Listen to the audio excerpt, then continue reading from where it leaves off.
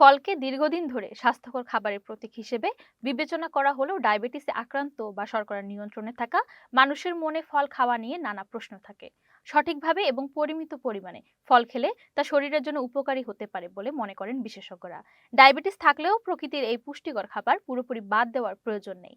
আস্ত ফলে প্রাকৃতিক শর্করার পাশাপাশি পর্যাপ্ত পানি ও ফাইবার থাকে।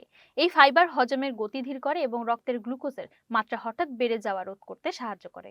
পুরো ফল খেলে চিনি ধীরে ধীরে শরীরে শোষিত হয়, যা ডায়াবেটিস রোগীদের জন্য তুলনামূলকভাবে নিরাপদ, বিশেষ করে যদি খাবারের সঙ্গে পরিমিতভাবে গ্রহণ করা হয়। ফল যখন জুসে পরিণত হয় তখন এর বেশিরভাগ ফাইবার নষ্ট হয়ে যায় এবং প্রাকৃতিক শর্করা ঘনীভূত হয়ে পড়ে। এর ফলে ফলের রস খুব দ্রুত হজম হয় এবং রক্তে শর্করার মাত্রা দ্রুত বাড়িয়ে দিতে পারে। তাই অতিরিক্ত চিনি না থাকলেও ডায়াবেটিস রোগীদের জন্য নিয়মিত ফলের রস খাওয়া সাধারণত নিরুৎসাহিত করা হয়। আস্ত ফল চিবিয়ে খেতে হয় বলে তা পেট ভরাতে সাহায্য করে এবং অতিরিক্ত খাবার প্রবণতা কমায়। ফলে ফাইবার ও পানির পরিমাণ দীর্ঘ সময় তৃপ্তি ধরে রাখে, যা মোট ক্যালোরি ও কার্বোহাইড্রেট গ্রহণ নিয়ন্ত্রণে গুরুত্বপূর্ণ ভূমিকা রাখে।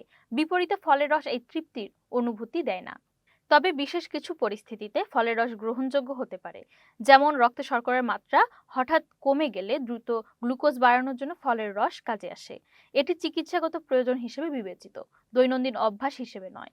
সব মিলিয়ে বিশেষজ্ঞদের পরামর্শ হলো ডায়াবেটিস নিয়ন্ত্রণে রাখতে নিয়মিত খাদ্য তালিকায় ফলের রসের পরিবর্তে পরিমিত পরিমাণে আস্ত ফল খাওয়াই সবচেয়ে নিরাপদ ও উপকারী।